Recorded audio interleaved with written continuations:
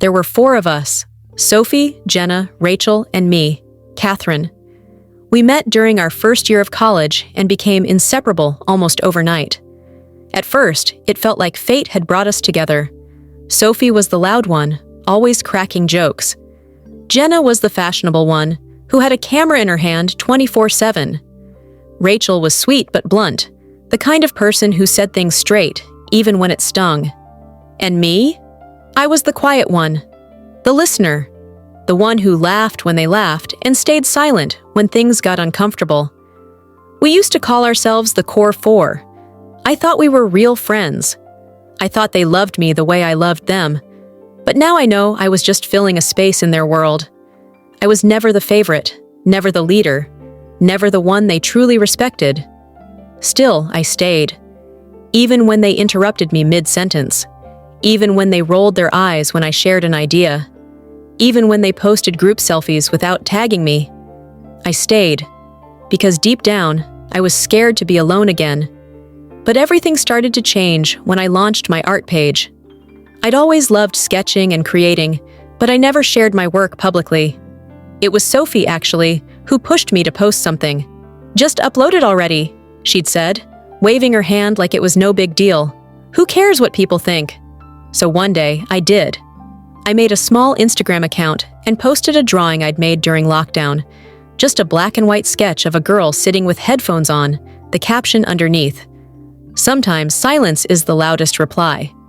I didn't expect anything, but people responded. Slowly, my page began to grow. 200 followers turned into 1,000, then 5,000, then 10,000. People began messaging me, saying my words made them feel seen. Some asked for custom prints. Others wanted to share their stories. I was happy. For the first time in years, I felt like I was finally becoming me. At first, my friends acted proud. Jenna reposted my first reel. Rachel commented with heart emojis. Sophie joked that I'd be famous before any of them. But then things shifted. The jokes turned colder. "Oh, another sad quote today?" Sophie said once during brunch. "Maybe you should draw something funny for once." "Your style's getting kinda repetitive," Jenna added. Rachel said nothing, just kept scrolling on her phone. I laughed it off. It's just what people connect with, I guess. But their faces didn't change. That night, I got a strange message from a stranger. "Your friends are mocking you on Twitter. Just thought you should know." I clicked the link, and what I saw changed everything. I clicked the link with a strange mix of fear and disbelief. It took me to a tweet from Sophie's account. She had posted a cropped screenshot of one of my latest art pieces with the caption, "When your friend thinks sad doodles and Pinterest quotes make her deep. LMFAO. Below that, Jenna had replied with a video. My voice from an old live session I did, slowed down and edited to sound ridiculous. She captioned it. She said I draw from emotion. Girl, what emotion? And Rachel, the one I thought was the nicest of all, had posted a side-by-side photo. One was a group photo of the four of us at a beach trip. The other was just me, laughing awkwardly in an old school uniform. Her caption said, "Growth? Or still the same shy girl desperate to fit in?" The thread had hundreds of likes, comments, laughing emojis, people reposting it. Some strangers even started following my account just to leave nasty remarks. I felt like someone had punched me in the stomach. It wasn't just a joke between friends, it was public humiliation. I didn't cry. Not immediately. I just sat there in silence, rereading every word, every cruel caption, every person who laughed along. They were my friends, my best friends. They had my photos, my voice, my trust, and they used it all for laughs. My hands trembled as I opened our group chat.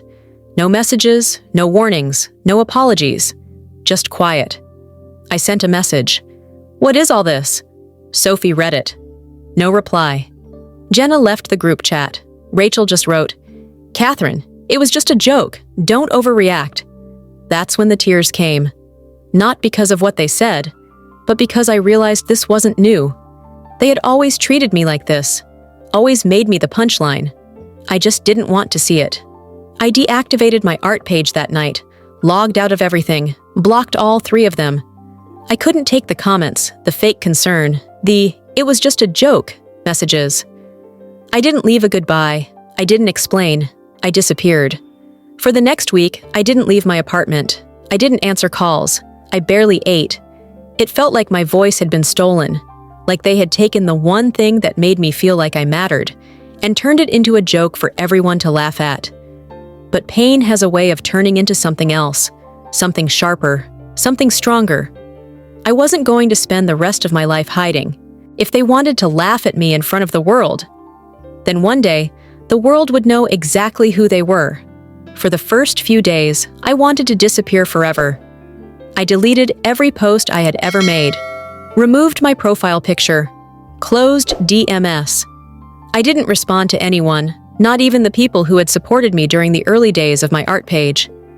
I was ashamed, hurt, and completely broken inside. But pain has a strange way of changing a person. It doesn't just make you cry. It wakes something up. After a week of silence, I reopened my laptop. I didn't go back to my page. Instead, I created a new account. No name, no photo, just a blank slate. And with it, I created a small blog, something private at first, where I posted anonymous stories of people who had been bullied online. People like me.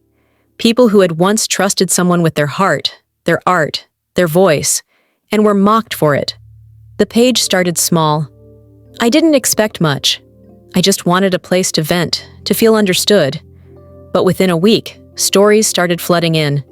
People messaged me things like, "My sister made fun of my poetry online. I haven't written since." My best friend posted my anxiety texts and turned them into memes. I shared my painting, and my boyfriend posted it saying, "My girl thinks she's Van Gogh." I read every word, and I cried. Not just for me, but for them too. Because this wasn't just about me anymore. This was happening to so many people. So I gave the page a name, The Second Voice. And slowly, people began to find it. They shared posts, reposted stories, sent in their experiences. And one by one, the page began to grow. Quietly, steadily, but still, I didn't reveal who I was. I wanted the message to shine, not my face. And then something unexpected happened. A popular mental health advocate shared one of the stories from the page. "Whoever is behind at this voice, thank you.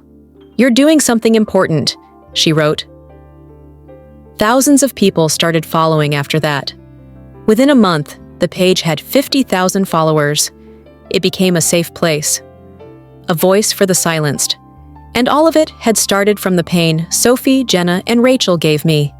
But I wasn't done. I still hadn't faced them. And they still didn't know I was the one behind the platform that was slowly becoming a movement. I smiled quietly to myself one night, watching their podcast grow online. They were celebrating, but I was just getting started. The Core 3. That's what they were calling themselves now. Sophie, Jenna, and Rachel had turned their fake friendship into a brand. They launched a podcast together just 2 months after humiliating me. Their tagline? Unfiltered honesty from 3 fearless besties. Every time I saw a clip from their show on my feed, I felt my chest tighten.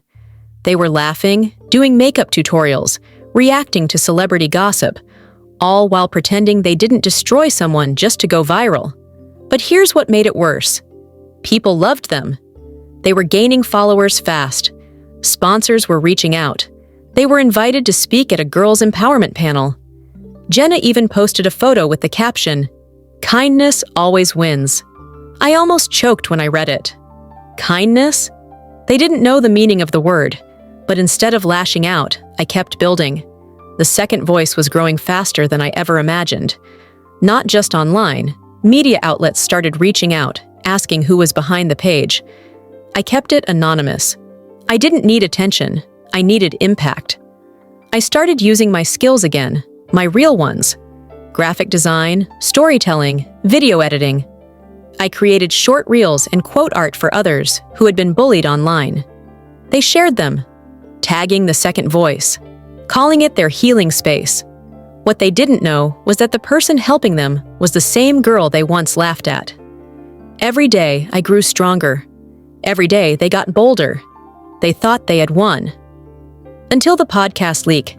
It started with a short clip, Jenna laughing, Sophie rolling her eyes, Rachel whispering, "Honestly, the fans are so annoying. They eat up whatever we post. We could sell trash and they'd call it art." Then more clips followed, them mocking fan emails, making fun of girls who sent them emotional messages, laughing about how everyone wants to be an influencer now. It exploded. One of their editors had leaked it anonymously, a girl they had underpaid and mistreated for months. She'd been following The Second Voice since the beginning. She messaged me privately. "Your page gave me the courage. I hope this helps." I cried reading her message. Then I posted the video on The Second Voice with a caption that read, "Sometimes the ones who shout kindness the loudest are hiding the cruelest hearts." It reached 1 million views in 48 hours. Suddenly, the comments turned. "Wait, these are the girls from the Core 3? I followed them because of their positivity. This is disgusting. They humiliated a friend once. Now they're mocking fans too?" Sponsors dropped them. Influencers unfollowed. Their podcast rating tanked overnight. And all I did was post one clip. They had no idea I was the one behind it. Not yet. But they would. They went silent. For days, not one post, not one video, no new podcast episode. The Core 3 were suddenly off the grid. And the internet noticed. People started asking questions. Where did they go? Why haven't they responded to the leak? Are they going to apologize? I waited, watched, quietly. Until finally, Rachel posted. It was a black screen with a single caption. "We're taking some time to reflect. Please be kind." Kind. The same word they used when they crushed me. The same word they threw around like a shield while destroying other people's self-esteem. That post had over 40,000 comments, most of them angry, some confused, a few still supportive. But then I noticed something strange. A new hashtag forming in the comments. #Justice for Cat. It spread fast. At first, I wasn't sure if it was coincidence. But then someone tagged The Second Voice in a post. "This page reminds me of what happened to that girl they used to hang out with. Catherine, right? Why, Justice for Cat." I didn't know whether to feel scared or powerful. People remembered, people saw it, and they were connecting the dots on their own. That night, I opened my camera and stared at the screen for a long time. No filter, no edits. Then I hit record. My voice shook at first, but I didn't stop. "My name is Catherine.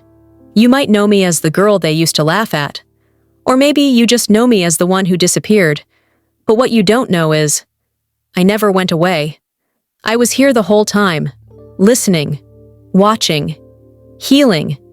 And while they were building a brand on fake kindness, I was building something real." I paused, then added, "This isn't revenge. This is a reminder.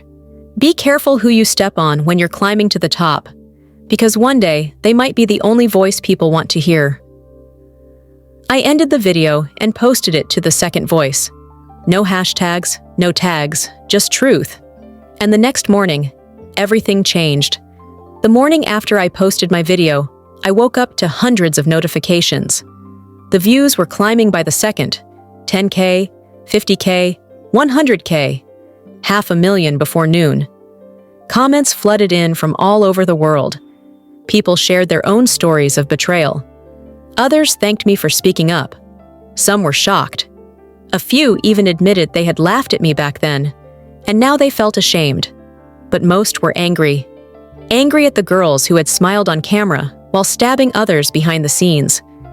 By evening, the video had passed 2 million views, and the truth was out. I was the second voice. I didn't hide anymore. News outlets picked it up. Headlines read, "Viral healing platform created by girl publicly bullied by former friends. Catherine's quiet rise. How one artist turned online humiliation into global support." Suddenly, I was everywhere. But more importantly, they couldn't hide anymore. Sophie tried to post a long apology. The classic script: I was young, it was a joke, I've grown since then. But the comments were brutal. You never apologized until she became famous. You don't get to cry after building a brand on cruelty. Catherine deserved better. She was better. Jenna followed with a teary video. Rachel tried to disappear, but it was too late. They had turned me into a joke, and now the world was watching me become everything they said I'd never be. I stayed quiet after my video. No extra posts, no dramatic rants, just stillness, because I knew the silence was louder now. My inbox was full: interview requests, speaking invites, collaborations from brands that once rejected me. But I didn't say yes to everything. I only replied to the ones that felt true. One of them was from an event I never imagined attending, the Global Creators Conference. They asked me to speak, the same stage Sophie once bragged about applying for. And I didn't hesitate. I said yes. The Global Creators Conference was 2 weeks away, and for the first time in a long while, I felt calm. Not nervous, not anxious, just ready. I spent those days preparing my speech quietly, reflecting on every moment that led me here. Every insult, every screenshot, every moment I stayed silent when I should have spoken. I wasn't going there to call anyone out. I didn't need to. The truth had already done its work. On the day of the event, I wore a simple black suit. No loud colors, no designer labels. Just me, clean, calm, and focused. The hall was massive. Creators, artists, entrepreneurs from all over the country were there. I saw faces I used to admire from afar, now nodding at me, some even coming up to say, "Thank you, your story changed me." And then I saw them, Sophie and Rachel. They weren't speakers. They weren't on stage. They were just attendees now, sitting quietly, not surrounded by cameras, not the center of anything. When Rachel saw me, she looked away. Sophie didn't. She stared at me the whole time, trying to read my expression. But I didn't give her one, because this moment wasn't about her. It was mine. When I walked onto that stage, a wave of silence swept over the room. I took a breath, adjusted the mic, and began. A few years ago, I would have never imagined myself here. I wasn't the loud one. I wasn't the popular one. I wasn't the girl anyone took seriously. I was the one who got laughed at for trying, mocked for caring, humiliated for sharing. The crowd stayed still. But here's the thing about people who are quiet. We don't stay silent forever. And when we rise, we don't scream. We speak with purpose. We heal in front of the people who broke us, and we do it without revenge in our hearts. There were tears in the room. I could feel them. I ended with one final line. This isn't about revenge. This is about reclaiming the voice I almost lost. And now that I have it, I'm never giving it up again. When I stepped off stage, the room erupted in applause. A standing ovation. And somewhere in the middle of it all, I saw Sophie still sitting, clapping slowly, her face unreadable. She knew she had lost, and I had never even mentioned her name. The day after the conference, my DMs and emails were overflowing. Not from followers or fans this time, from them. Sophie sent the first message. "Hey, I watched your speech. I don't even know what to say. You were incredible. I'm really sorry. I was stupid, jealous, mean. I didn't realize how badly we hurt you." A few hours later, Rachel followed. "I know I can't undo what we did, but I hope someday you'll forgive me. I don't expect it. I just wanted to say I'm sorry. Really sorry." Jenna didn't message me. Instead, she posted a video. Crying. Explaining how she had let the wrong people shape her choices. How she laughed when she should have listened. How she joined in when she should have walked away. She didn't name me, but everyone knew who it was about. And I didn't reply to any of them. Not because I was angry, but because I had already made peace with the silence. Their apologies weren't for me. They were for themselves, for their image, for their guilt, for the weight they now carried. My story had moved on. They were trying to catch up, but I wasn't standing still anymore. That week, a publishing house reached out.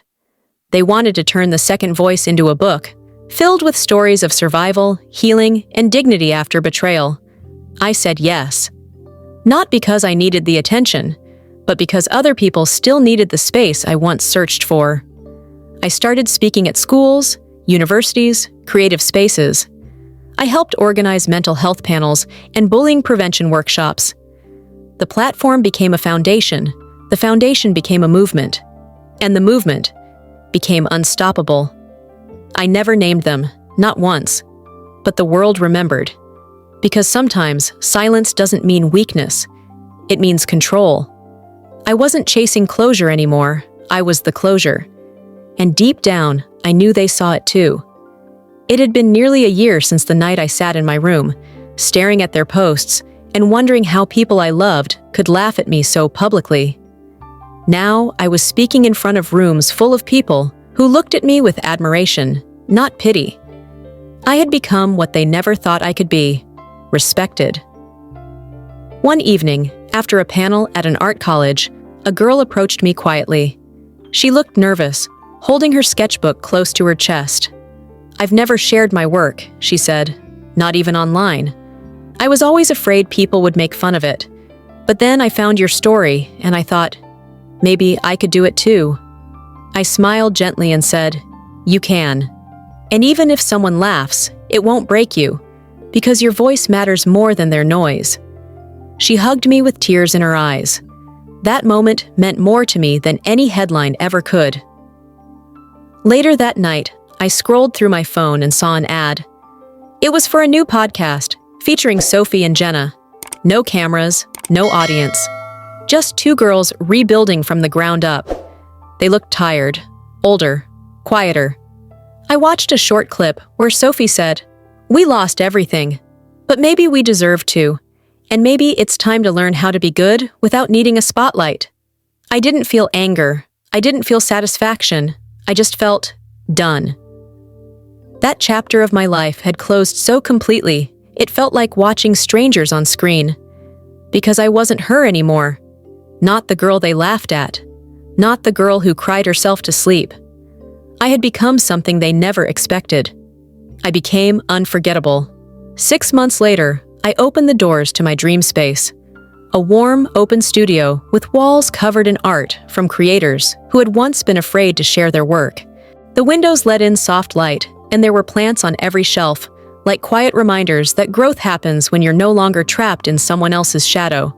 I called it the Second Voice Studio. It wasn't just mine. It belonged to anyone who had ever been laughed at, mocked, silenced. We hosted workshops, open mic nights, art therapy circles, and right near the entrance, there was a wall. A simple white wall filled with framed notes, quotes, and drawings from people around the world who had been part of our community. At the center of that wall was a single quote, printed in gold on a black background. "You laughed at me in front of the world. I healed in silence, and now the world listens only to me." People would stop and stare at it for minutes. Some took photos, some cried. But I never explained where it came from, because the people who needed to understand it already did. A few months after the studio opened, I got a letter, handwritten, no name. But I recognized the handwriting. It was Sophie. "I saw your studio. I hope you're proud. You should be. What you've built, it's beautiful. I'll never ask for your forgiveness again. I just wanted to say that you were always the strongest one. We just couldn't see it." I folded the letter and placed it in a drawer. Not out of hate, out of peace. Because the truth is, I didn't need revenge. I didn't need to ruin them the way they tried to ruin me. They did that on their own. All I did was survive. And sometimes that's the most unexpected thing you can do.